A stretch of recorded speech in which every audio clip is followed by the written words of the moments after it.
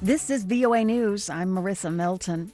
Iran says it has broken a stockpile limit set by the 2015 nuclear accord. AP correspondent Charles de Ledesma reports. The state-run IRNA news agency quoted Foreign Minister Mohammad Javad Zarif as making the stockpile announcement. The deal had limited Iran to 300 kilograms of uranium enriched to 3.67%. This represents the first time Iran has broken one of the limits set by the 2015 pact with world powers. The announcement comes as tensions remain high between Iran and the US. In recent weeks, the wider Persian Gulf has seen Iran shoot down a US military surveillance drone, mysterious attacks on oil tankers, and Iranian-backed rebels in Yemen launched drones into Saudi Arabia. I'm Charles de Ledesma. Reports from Sudan say at least 11 people were killed Sunday and Monday in the latest mass protests demanding a transition to civilian rule in the country. These were the first demonstrations since a deadly June crackdown on protesters. Solidarity protests have been taking place around the world, including the United States. For VOA, Jason Patinkin followed a demonstration in Chicago. Wearing blue headscarves and draped in Sudanese flags, nearly 100 people gathered in Chicago, chanting revolutionary slogans to call for civilian rule in their home country of Sudan. Freedom, freedom for Sudan! The protest in Chicago was part of a series of rallies taking place around the world in solidarity with Sudan's revolution, which started in December and has demanded that a military government hand power to civilians. Amin El Said, a Sudanese-American student, helped organize the Chicago protest. We want the world to know that what's happening in Sudan cannot go unnoticed. With support growing around the world, Sudan's revolution is far from over. Jason Patinkin for VOA News, Chicago. You're listening to VOA News.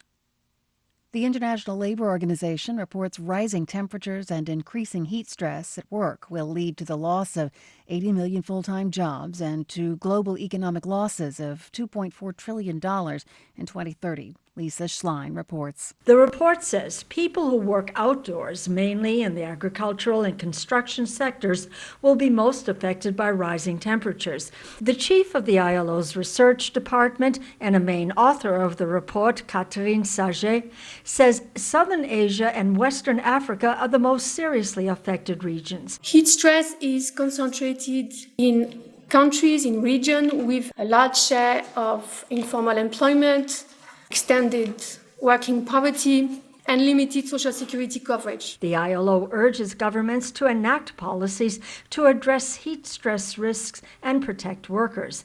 Lisa Schlein for VOA News, Geneva.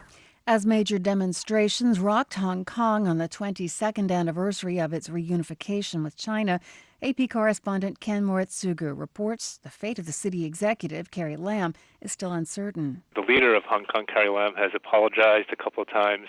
She gave an address today that was conciliatory, admitted that mistakes have been made, and she needs to listen better to the people. But obviously this is not going far enough for the protesters. They're demanding that she resign. And so where exactly this goes next, we'll just have to wait and see. A group of 5 heavily armed men Monday carried out a powerful vehicle bomb and killing at least one person and wounding dozens of others. Officials said the ensuing clashes lasted about 9 hours before Afghan security forces killed all the assailants. An Interior Ministry spokesman said security forces were in the process of clearing the area, and detonating explosives the assailants had brought with them. The Taliban quickly claimed responsibility for plotting the suicide raid, which came as the Taliban and the United States are engaged in a fresh round of talks in Qatar aimed at finding a political settlement to the war in Afghanistan.